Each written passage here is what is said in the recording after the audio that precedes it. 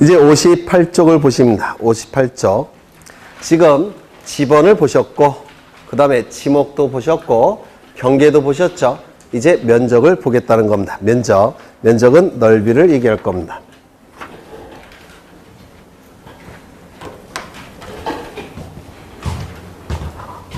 토지가 이렇게 존재합니다. 토지를 옆에서 본 거예요. 토지를 옆에서 봤을 때 이 토지는 여기서부터 여기까지인데요. 100번지 토지입니다.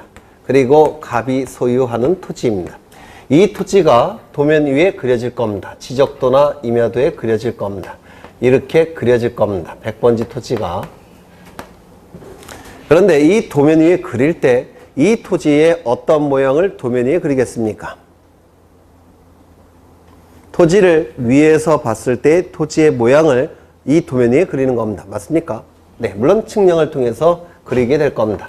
토지를 위에서 봤을 때 토지의 모양을 여기다가 그리는 겁니다. 토지의 모양을. 이거 이해가 되십니까? 그러면 이때 이 토지의 넓이는 여기가 되겠죠? 맞습니까? 이 넓이를 지표상의 면적이라고 부릅니다. 그리고 여기는 경사졌죠? 맞습니까? 그래서 이걸 경사면적이라고도 불러요. 지표상의 면적, 경사면적. 그런데 여기서의 면적도 있겠죠? 이 면적을 도면상의 면적이라고 부를 겁니다. 맞습니까? 그렇겠죠? 그런데 이 토지, 토지를 도면 위에 그릴 때 위에서 봤을 때의 모양을 그리기 때문에 위에서 봤을 때는 높은 부분과 낮은 부분이 구분이 됩니까? 구분되지 않습니까? 구분되지 않죠. 따라서 위에서 봤을 때는 이 넓이와 이 넓이가 같을까요? 다를까요? 같겠죠? 이거 이해가 되십니까? 그리고 도면 위에 그려질 때의 넓이는 이 넓일까요? 이 넓일까요? 아래쪽이겠죠? 이게 바로 여기에 그려지는 겁니다. 즉 이게 도면상의 면적을 얘기하는 겁니다. 그러면 도면상의 면적, 이거는 수평면이죠. 이걸 수평면적이라고 얘기합니다. 그러면 지표상의 면적, 경사면적과 도면상의 면적, 수평면적은 어느 것이 더 넓겠습니까? 경사면적이 넓을 수밖에 없죠. 그림으로 봐도 그렇죠. 그럼 우리 공간정보법상의 면적은 어느 쪽 면적을 의미하겠습니까? 네? 우리가 지금 공부하는 것은 이걸 공부하는 거예요. 그렇죠? 따라서 우리 공간정보법상의 면적은 지표상의 면적을 의미하는 게 아니고 경사면적을 의미하는 게 아니고 도면상의 면적, 수평면적을 의미하는 겁니다. 이걸 좀 기억해 두셔야 돼요. 이걸. 네. 그러면 거기 면적을 보시면 면적은 첫째 줄을 보시면 수평 면적을 말한다 라고 묻고 있습니까? 이게 단골로 출제가 됩니다. 위에서 내려다 봤을 때 토지를 도면 위에 그리는 것이니까 수평 면적, 도면상의 면적을 의미하는 겁니다. 이걸 좀 이해하셔야 되고요. 나머지는 나중에 볼 겁니다. 면적의 단위는 거기 보시면 둘째 줄에 제곱미터라는 표현이 있습니까? 1제곱미터. 지금은 평 단위를 쓰지 않습니다. 제곱미터 단위를 써야 미터법이라는 법률이 제정이 되어서 이제 제곱미터 단위로 씁니다. 그 다음에 면적 측정의 대상은 나중에 할 거고요. 우측을 보시면 면적의 결정 방법이 5번에 나와 있죠. 이거 다 외우셔야 되는데 불가능하겠죠. 네. 이런 거 들어보셨습니까?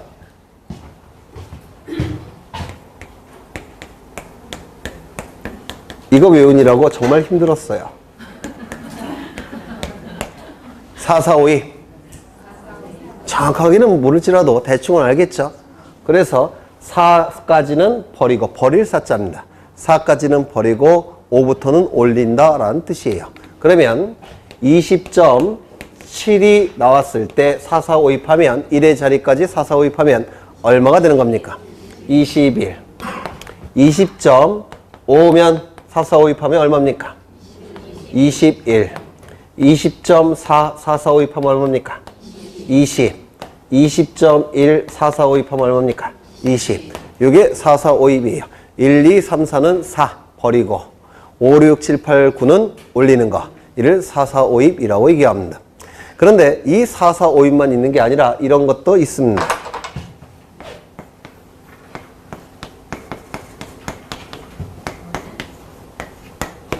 5,4,5입. 5일 때 버리는 경우도 있고 5일 때 올리는 경우도 있습니다. 이를 5,4,5입이라고 불러요. 그런데 이 4,4,5입과 5,4,5입 중에서 실제의 측정치와 가장 유사한 것은 어느 것일까요? 어느 게 더 정밀할까요? 쉽게 얘기해서 5,4,5입이 더 정밀해요. 이게 더 정밀하답니다. 그래서 공학계통에서는 전부 다 5,4,5입을 쓴대요. 그럼 우리 지적도 마찬가지로 5,4,5입을 씁니다. 왜? 더 정밀하니까. 그럼 이제 5,4,5입을 알아야 되는데 4,4,5입은 대충은 아시죠? 5,4,5입을 아시면 돼요. 그러면 거기 있는 거를 암기하실 필요가 전혀 없습니다. 그럼 5,4,5입을 설명해야 되는데 설명하기 싫어요. 왜? 조금 복잡하니까. 그래서 5,4,5입은 나중에 설명을 드릴 겁니다. 1월 달부터. 궁금하시죠? 그러면 1월 달에 설명할 때 쏙 들어가겠죠? 아닌가? 네, 그래서 5,4,5입은 다음 달에, 아니죠, 1월 달에 설명을 드릴 겁니다. 궁금하시면 그거 한번 읽어보세요. 네, 뭔 말인지 모르실 겁니다. 5,4,5입. 네, 5일 때 버리는 경우도 있고 5일 때 올리는 경우도 있는데 이를 5,4,5입이라고 불러요. 즉 1, 2, 3, 4는 버립니다. 6, 7, 8, 9는 올려줘요. 그런데 5일 때는 올리는 경우도 있고 버리는 경우도 있는데 이를 5,4,5입이라고 불러요. 뭐 갖고 결정하냐면 사실은 이거 갖고 결정을 해요. 지금 여기서 올리고 버리는 작업을 하죠. 그 앞에 있는 자릿수 이거 갖고 결정합니다. 이것이 짝수일 때는 버립니다. 이것이 홀수일 때는 올려줘요. 이걸 5,4,5입이라고 부르는데요. 나중에 상세하게 한 3번 정도 설명을 할 겁니다. 그래서 틀릴 가능성은 거의 없어요. 이게. 그래서 그냥 기대만 하시고 계시면 돼요. 네. 넘어가겠습니다. 그 다음에 이제 61쪽을 보시면 지적 공부가 나오는데 이 지적 공부도 2문제가량 출제가 됩니다. 2문제가량. 요걸 좀 볼 거예요. 오늘 외우시고 가셔야 됩니다. 요거.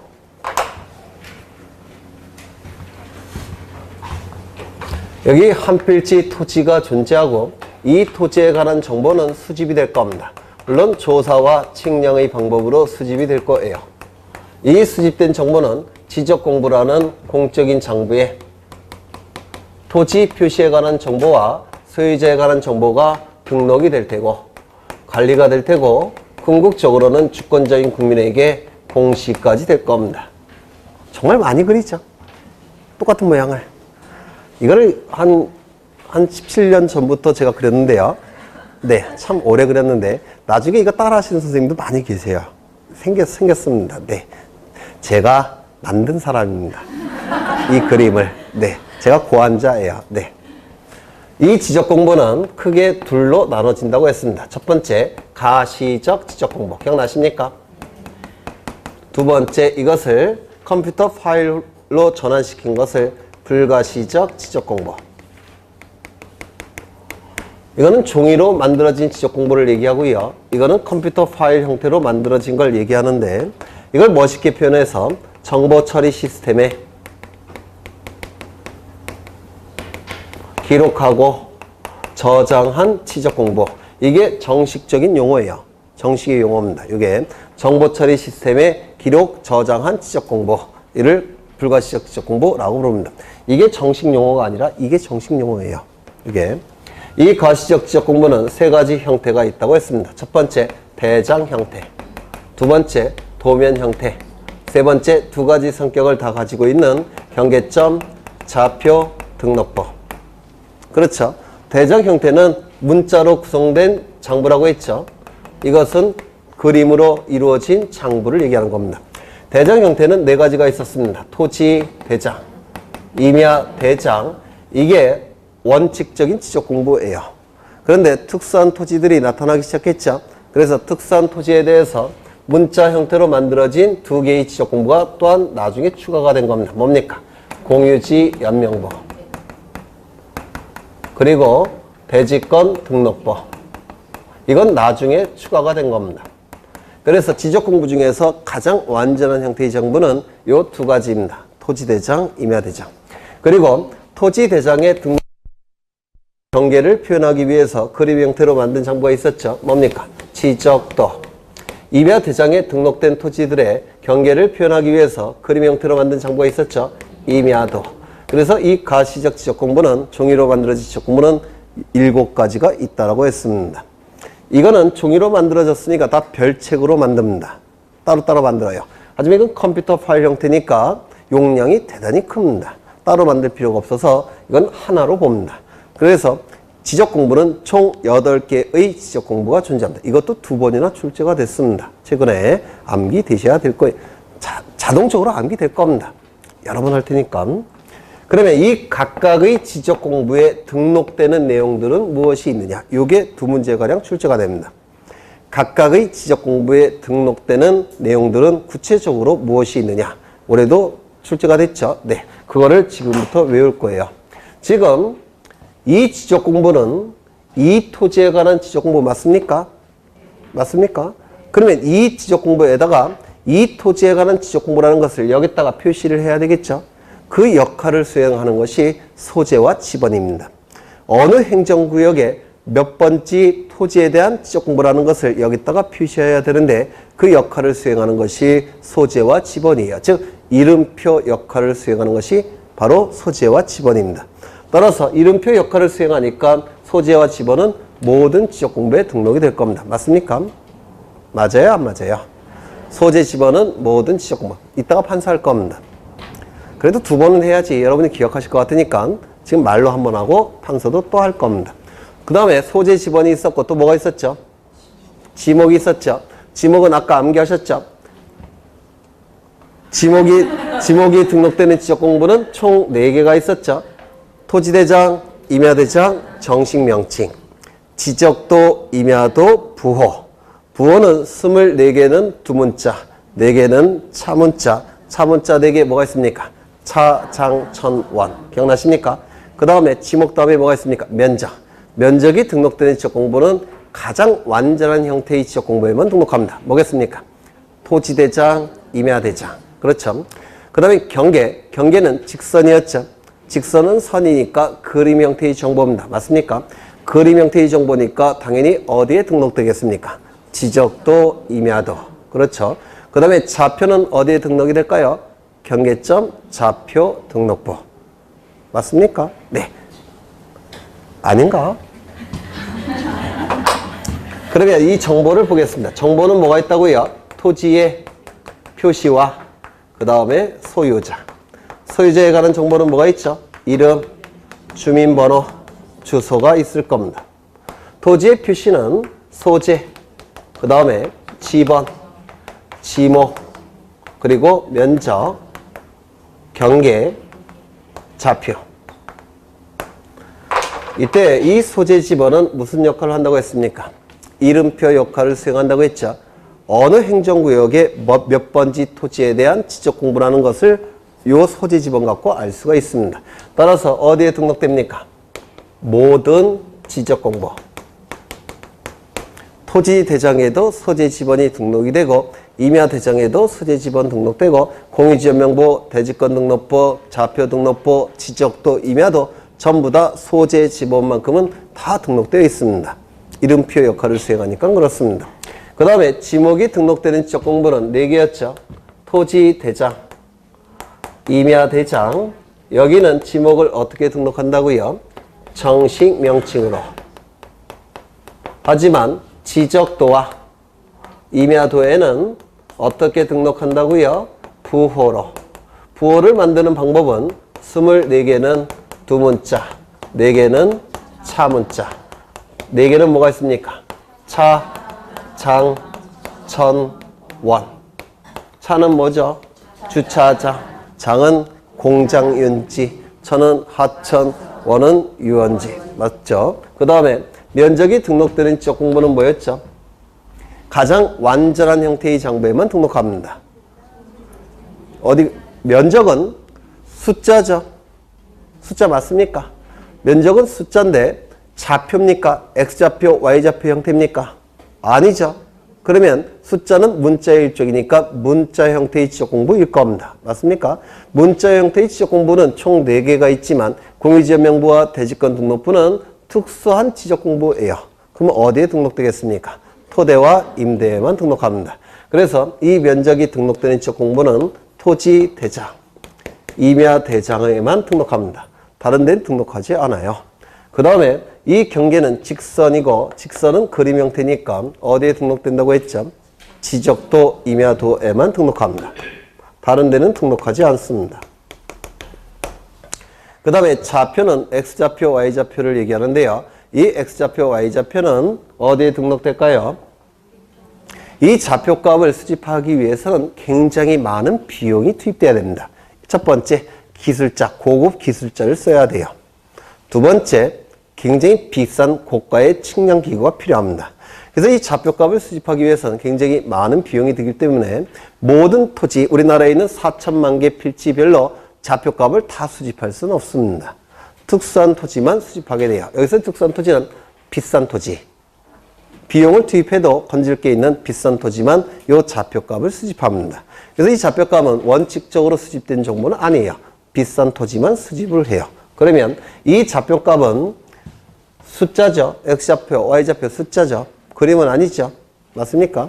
숫자입니다. 그리고 문자의 일종이죠. 그러면 이 대장에 등록될까요? 안 될까요? 모든 토지별로 존재하는 정보가 아니니까 대장에 등록되지 않습니다. 어디에 등록될까요? 좌표 등록부에만 별도로 등록하는 겁니다. 비싼 토지의 경우에만. 그래서 이 좌표값은 경계점 좌표 등록부에만 등록합니다. 다른 데는 등록하지 않아요. 그러면 일단은 이걸 외우시면 두 문제 그냥 득점하시는 겁니다. 두 문제 정도는. 다시 여기까지만 일단 외우고 가겠습니다. 무대표로 외우지 마시고요. 왜 그렇게 되는지를 자꾸 이해하시려고 노력하셔야 돼요. 먼저 소재 지번은 이름표 역할을 수행하니까 모든 지적 공부. 그렇죠. 그 다음에 지목은 아까 미리 외운 거예요. 토지대장, 임야대장, 정식명칭, 지적도, 임야도, 부호, 24개는 두문자, 4개는 차문자, 차문자는 차장천원. 그렇죠. 면적이 등록되는 지적 공부는 가장 완전한 형태의 장부인 토지대장과 임야대장에만 등록합니다. 경계는 그림이니까 그림 형태의 지적 공부에만 등록할 겁니다. 지적도, 임야도에만 등록합니다. 좌표값은 굉장히 고급 정보죠. 좌표 등록부에 따로 등록합니다. 좌표 등록부에. 그 다음에 소유자의 이름, 주민번호, 주소, 이름, 문자죠. 주민번호, 이거는 숫자지만 좌표 형태는 아니죠. 숫자고 문자의 일종일 겁니다. 주소도 문자죠. 어디에 등록되겠습니까? 대장 형태에 등록하는 겁니다. 소유자에 관한 정보는 문자 형태의 정보니까 대장 형태의 지적 공부에 등록합니다. 뭐겠습니까? 토지 대장, 임야 대장, 공유지 연명부, 대지권 등록부, 여기에만 등록합니다. 다른 데는 등록하지 않아요. 그래서 이걸 기본적으로 외우시면 두 문제는 득점이 되시는 겁니다. 여러분이 신뢰하지 않으니까 지금 좀 외우고 가겠습니다. 아까도 외웠지만 다시요. 소재 지번은 이름표 역할 모든 지적 공부. 그렇죠. 지목은 4개. 토지대장, 임야대장, 정식명칭. 같이 따라 읽죠. 같이 읽죠. 다시요. 지목은 토지대장, 임야대장, 정식명칭, 지적도, 임야도, 부호. 면적은 토지대장, 임야대장. 좌표값은, 아니, 경계는 지적도, 임야도. 좌표는 좌표 등록부. 소유자에 관한 정보는 맨 꼭대기 있는 거 4개. 소유자에 관한 정보는 토지대장, 임야대장, 공유지연명부, 대지권 등록부. 그러면 두 문제 득점하시는 겁니다. 한 앞으로 5번 이상 할 거예요. 이것도 외울 때까지. 네. 그러면 61쪽에 보시면 지적 공부의 등록사항이 나와 있고요. 거기 1번을 보시면 토지대장, 임야대장이 나와 있고 한 페이지 넘겨보시면 거기 등록사항이 2번에 나와 있죠. 1번부터 몇 번까지 나와 있죠? 12번까지. 네, 이걸 외우셔도 돼요. 이걸 외우시든지 저 노란색을 외우시든지 여러분이 선택하시면 돼요. 65쪽을 보시면 공유지연명부가 나와 있죠. 그것도 등록사항을 보니까 많이 나와 있네요. 한 8개가, 7개가 나와 있죠. 이걸 외우셔도 돼요. 67쪽을 보시면 대지권 등록부 나와 있죠. 이것도 10개 나와 있죠. 이걸 외우셔도 되고요. 70쪽을 보시면 좌표 등록부의 등록상 6개 나와 있죠. 네, 이걸 외우셔도 되고. 그 다음에 73쪽을 보시면 도면의 등록상 나와 있습니까? 이걸 외우셔도 돼요. 이걸 외우시겠습니까? 이거 어떻게 외우겠습니까? 그렇죠? 한 70개 정도 되는데 그거 못 외우세요. 그냥 이거 외우시는 게 여러분 신상에 좋을 겁니다.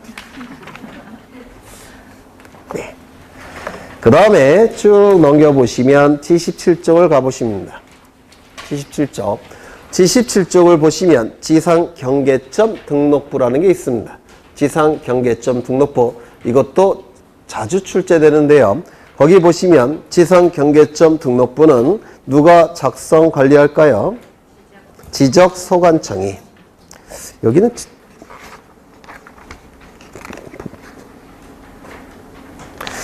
법조문 문구를 기억하셔야 되는데 법조문 문구대로 안 나왔네요. 지적소관청이 작성 관리하는 겁니다.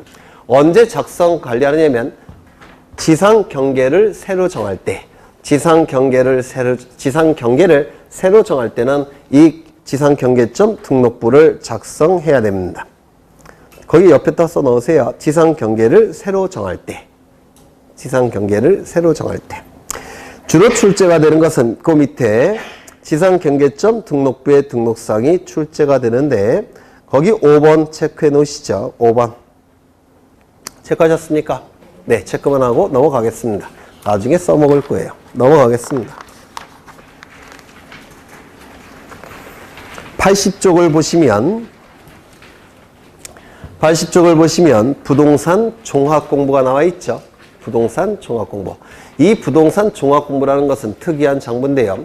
우리는 지금 지적제도를 보고 계신 겁니다. 맞습니까? 지적제도로 하면 토지 정보와 관련된 제도를 지적제도라고 얘기할 겁니다. 맞습니까? 그런데 여기 보시면 부동산 종합공부라고 해서 부동산이라고 나와 있죠. 그러면 이 부동산은 토지와 건물이 있죠. 종합공부는 뭐에 관한 내용도 등록을 하겠다는 겁니까? 토지뿐만 아니라 건물에 관한 정보도 등록되는 공부예요. 그래서 특이한 공부라서 출제가 자주 이루어집니다. 건물도 포함되기 때문에. 거기서 종합이라는 것은 종합적인 정보란 뜻이 되겠죠. 따라서 토지에 관한 정보뿐만 아니라 다른 정보도 등록되겠죠. 그래서 시험에 잘 나옵니다. 그 다음에 공부는 공적인 장부가 될 텐데요. 일단은 어디를 보시냐면 82쪽을 보십니다. 이 부동산 종합공부에서 가장 중요한 것은 82쪽에 2번 등록사항이에요. 등록사항. 뭐 이것도 출제될 게 뻔해요. 나중에 체크한 것만 보시면 돼요. 물론 요것만 체크하지는 않을 겁니다. 다른 것도 나중에는 체크할 거예요. 네. 일단은 이 부동산 종합공부의 등록상 뭐가 있냐면 1번을 보시면 토지의 표시와 소유자. 많이 보셨죠? 어디에 등록되는 내용입니까? 지적공부. 그렇죠. 토지의 표시와 소유자가 종합공부에 등록이 됩니다. 토지의 표시와 소유자. 그 다음에 2번을 보시면 건축물의 표시와 소유자가 있죠. 이 건축물의 표시와 소유자는 건축물 대장에 등록되는 내용이에요. 건축물 대장. 그래서 이 건축물의 표시와 소유자는 건축물 대장에 등록이 되는데 이는 부동산 공법에서 상세하게 공부를 하실 겁니다. 건축물의 표시와 소유자. 그 다음에 세 번째에 보시면 토지 이용 및 규제에 관한 사항이 있죠. 토지 이용에 관한 사항과 규제에 관한 사항. 이건 토지 이용 계획 확인서에 등록되는 사항인데 이 토지 이용 계획서는 공법 시간에 아주 상세하게 공부를 하실 겁니다. 공법 시간에. 그 다음에 네 번째 보시면 부동산 가격에 관한 사항이 있죠. 중개사분들이 가장 관심 있어 하는 부분이죠. 이거 없고 수수료가 결정되니까 가격에 관한 사항. 그 다음에 다섯 번째 기타가 나와 있는데요. 그 옆에다 써 넣으시죠. 부동산 권리에 관한 사항. 동글뱅이 5번에 그 밖에 라는 표현이 있죠. 그 옆에다가 부동산 권리에 관한 사항 이렇게 써 넣으십니다. 부동산 권리에 관한 사항. 부동산 권리에 관한 사항은 어디에 등록되는 내용일까요? 등기부. 그렇죠. 등기부에 등록되는 사항입니다. 부동산 권리에 관한 사항. 이제 넘어가겠습니다. 쭉 넘어가셔서 88쪽을 보십니다. 88쪽.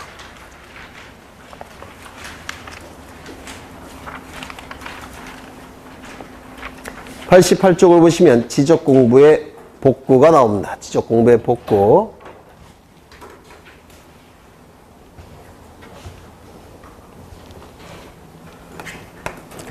여기 한필지 토지에 관한 정보가 수집이 될 겁니다. 이 수집된 정보는 지적공부라는 공적인 장부에 토지 표시에 관한 정보와 소유자에 관한 정보가 등록이 될 테고, 그리고 관리가 이루어질 테고, 주권자인 국민에게 그 정보는 공시까지 이루어지게 될 겁니다. 그렇겠죠? 이를 지적제도라고 말씀을 드렸습니다. 그런데 이 지적공부가 없어졌다는 겁니다. 즉 멸실됐다든지 또는 심하게 훼손이 됐더라는 겁니다. 그러면 공시기능이 유지가 됩니까? 안 되겠죠? 공시기능은 어떻게 됩니까? 중단이 돼버립니다. 그런데 공시기능이 중단된 상태는 짧으면 짧을수록 좋겠죠? 맞습니까? 공시기능이 중단된 상태는 짧으면 짧을수록 좋을 겁니다. 따라서 이 지적공부를 다시 만들어야 될 겁니다. 토지의 표시 부분도 다시 만들어야 될 테고, 소유자에 관한 부분도 다시 만들어야 될 겁니다. 맞습니까? 이를 뭐라고 부르냐면 복구한다 라고 얘기합니다. 지적공부를 복구한다 라고 얘기를 해요. 그런데 이 지적공부를 복구할 때는 이 지적소 관청보다 한 단계 더 높은 국가기관인 시도지사의 승인을 받아서 복구해야 될까요? 아니면 지체 없이 복구해야 될까요? 지체 없이. 왜냐하면 승인을 받아야 된다면 승인을 받을 때까지 이 상태가 계속돼 버립니다. 맞습니까? 따라서 승인을 받을 시간적 여유가 없습니다. 그래서 이 지적공부가 멸실훼손되었을 때는 첫 번째, 지체 없이 복구해야 됩니다. 여기 시험에 단골로 나오죠. 시도지사 대도시시장의 승인을 받아서 지적공부를 복구한다. OX, X, 지체 없이 복구를 해야 됩니다. 여기서 토지의 표시는 관련 자료 갖고 복구를 할 겁니다. 토지의 표시 부분은 확인할 수 있는, 증명할 수 있는 관련 자료가 지적소관청에 많이 있을 거예요. 그 관련 자료 갖고 복구하면 될 겁니다. 그렇겠죠? 그 다음에 이 소유자 부분은 이게 시험에 잘 나오는데요. 등기부가 있다면 등기부 갖고 복구하는 것이고, 등기부가 없다라고 한다면 그때는 법원의 확정 판결 갖고 복구합니다. 그냥 들어만 두세요. 나중에 또 할 거니까. 등기부가 있다면 등기부, 등기부가 없다면 법원의 확정 판결 갖고 복구합니다. 토지의 표시는 관련 자료 갖고 복구하는데, 복구 당시에 관련 자료 갖고 복구할까요? 멸실훼손 당시에 관련 자료 갖고 복구할까요? 시간이 이렇게 흘러갈 때 먼저 멸실훼손되겠죠? 맞습니까? 그 다음에 나중에 복구할 겁니다. 그러면 이 관련 자료가 이때의 관련 자료를 기준으로 복구할까요? 이거 갖고 이때의 관련 자료 갖고 복구할까요? 만약에 이때의 관련 자료 갖고 복구한다면 이 중간 단계에서 위조 변제될 가능성이 있습니다. 그렇겠죠? 따라서 어느 시점을 기준으로 관련 자료 갖고 복구하겠습니까? 멸실훼손 당시에 관련 자료 갖고 복구합니다. 그렇죠? 이 관련 자료가 위조 변조될 가능성을 미리 차단하기 위해서 그렇습니다. 이것도 좀 기억하시죠? 멸실훼손 당시에 관련 자료 갖고 복구하는 것이지 복구 당시에 관련 자료 갖고 복구하는 게 아닙니다. 이런 것들이 출제가 이루어집니다. 하나 더 있다면 복구 순서가 있는데요. 이건 나중에 보실 거예요. 그래서 이 지적공부의 복구는 이 정도 갖고 다 해결이 됩니다. 그 다음에 이제 무엇을 보시느냐면 92쪽에 토지 이동 및 지적 정리가 나오는데요. 요거까지 좀 보신 다음에 오늘 끝내겠습니다.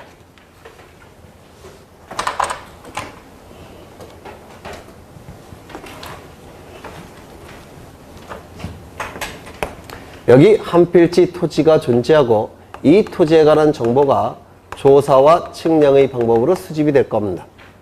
이 수집된 정보는 지적공부라는 공적인 장부에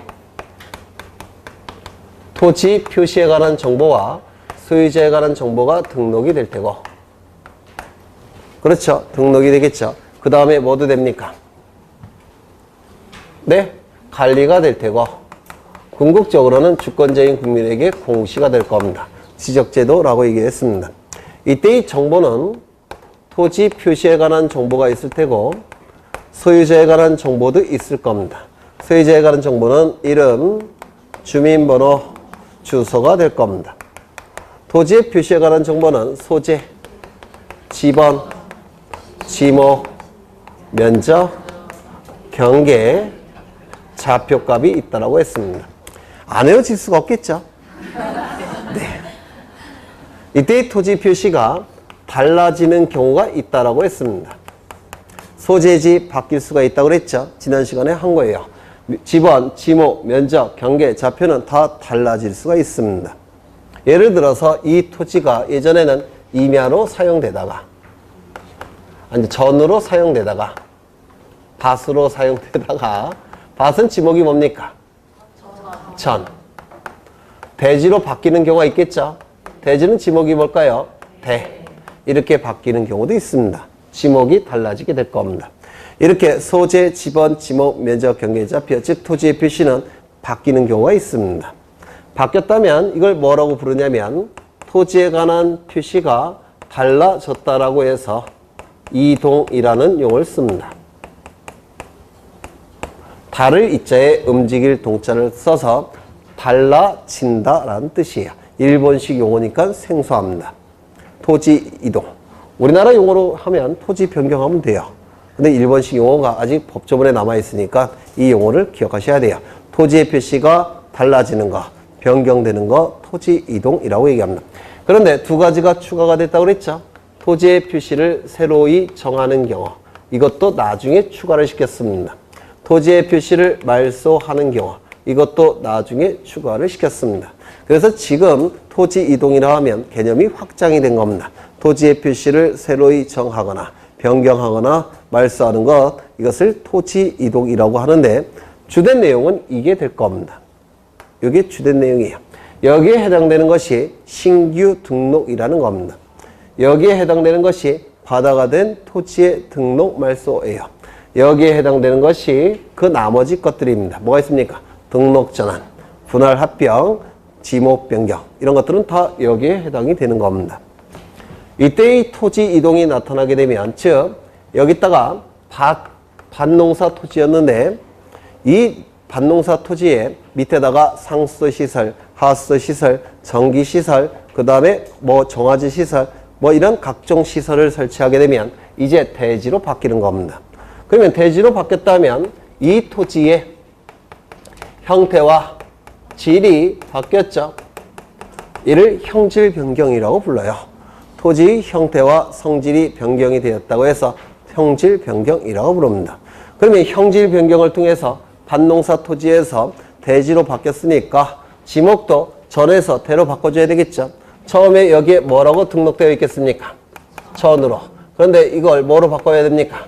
대로. 이렇게 바꿔야 됩니다. 이걸 뭐라고 부르냐면 지목 변경이라고 얘기할 겁니다. 토지 자체에 변화가 있을 때는 형질 변경, 지적 공부에서 바뀔 때는 지목 변경, 이렇게 용어를 달리 씁니다. 그러면 형질 변경이 나타났다면 이때 여기다가 전에서 대로 바꿔줘야 되겠죠. 맞습니까? 즉 토지 이동이 나타났다면 바뀐 바를 여기다가 반영해 줘야 되겠죠. 이걸 뭐라고 불렀습니까? 토지 이동에 의해서 지적 공부를 정리한다고 해서 토지 이동 정리라고 했는데 기억나십니까? 혹시 안 나셔도 괜찮아요. 네, 일주일에 한 했는데 아마 지난주 토요일날 엘리베이터 앞에 서 계실 때 다 잊어버리셨겠죠? 그 이상한 게 아니라 그게 정상이세요. 네, 처음에 하실 때는 토지 이동, 즉 토지에 관한 정보들이 바뀐다면 지적 공부에도 그걸 반영해 줘야 되겠죠. 이를 토지 이동 정리라고 부릅니다. 또한 소유자의 이름, 주민번호, 주소 바뀔 수도 있죠. 개명할 때, 성전환 수술할 때, 그 다음에 이사 갔을 때 토지에 관한 정보가 바뀔 수가 있습니다. 그러면 여기 바뀌었다면 이름을 이명복에서 법원의 결정을 통해서 이명박에서 법원의 결정을 통해서 이명복으로 바뀌었다면 여기에 소유자 이름도 바꿔줘야 되겠죠. 이명박에서 이명복으로. 그렇죠. 그러면 그걸 뭐라고 부르냐면 반영해 주는 거. 이를 소유자 정리라고 부릅니다. 소유자 변경에 의해서 지적공부에 등록된 소유자를 바꿔주는 거. 이를 소유자 정리라고 불러요. 이 두 가지를 합해서 뭐라고 부릅니까? 지적정리. 두 가지를 합해서 지적공부를 정리한다고 해서 지적정리라고 부릅니다. 그래서 지적정리에는 두 가지가 있는데요. 토지이동 정리와 소유자 정리 두 가지가 있습니다. 여기서 이게 출제가 자주 되고 우리 공간정보법에서 가장 어려운 내용이 될 겁니다. 이게 소유자 정리가. 그래서 지난 시간에 이 토지이동에 대한 종류를 지난 시간에 암기한 적이 있어요. 그래서 이 토지이동은 그게 일반적 토지이동이 있었고 특수한 토지이동이 있었는데 기억나십니까? 안 나셔도 괜찮아요. 네, 첫 번째 신규 등록, 두 번째 등록 전환, 세 번째 분할. 들은 흔적은 있죠? 정확하게 암기는 안 나지만 제가 저렇게 판사했다 이런 건 나시지 않습니까? 네. 분할, 그 다음에 합병, 지목 변경, 그 다음에 바다가 된 토지의 등록 말소. 이렇게 6가지를 지난 시간에 보신 적이 있어요. 공통점은 토지 자체 변화가 나타나서 지적공부도 바꿔줄 때를 일반적 토지이동이라고 하고 여기 있는 것들은 전부 다 토지 자체 변화가 있는 겁니다. 그 다음에 특수한 토지이동은 등록상 정정, 두 번째 축척 변경, 세 번째 우리 뭐라고 외웠죠? 등축지토행. 기억나십니까? 첫 번째 등록상 정정, 두 번째 축척 변경, 세 번째 지번 변경, 네 번째 토지의 표시 방법 변경,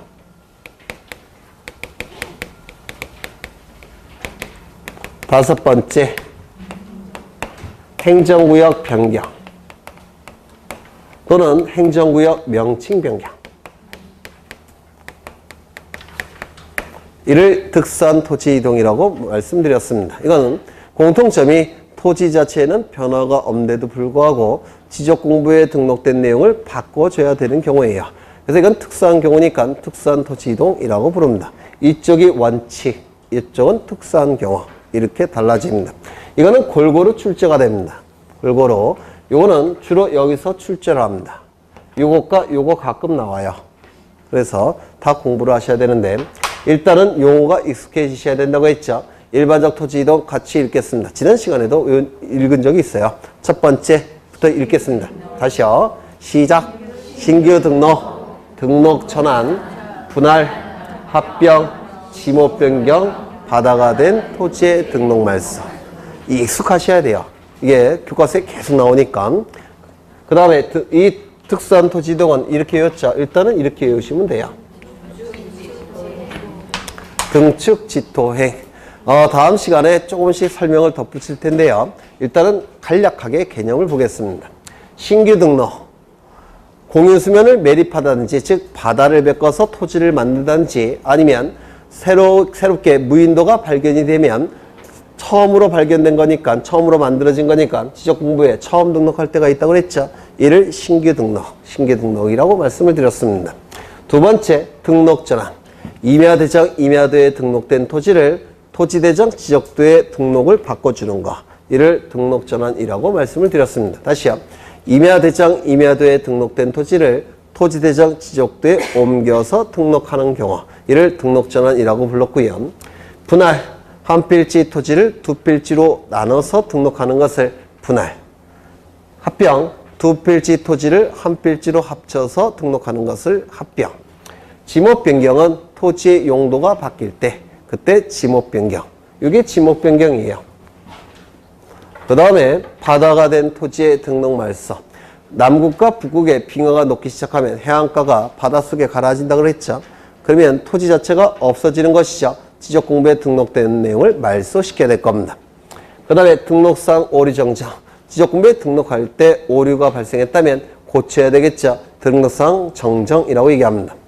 축적 변경. 소축척의 지적도를 대축척의 지적도로 바꾸는 것을 축적 변경이라고 불러요. 소축척의 지적도와 대축척의 지적도는 어느 것이 정밀할까요? 대축척.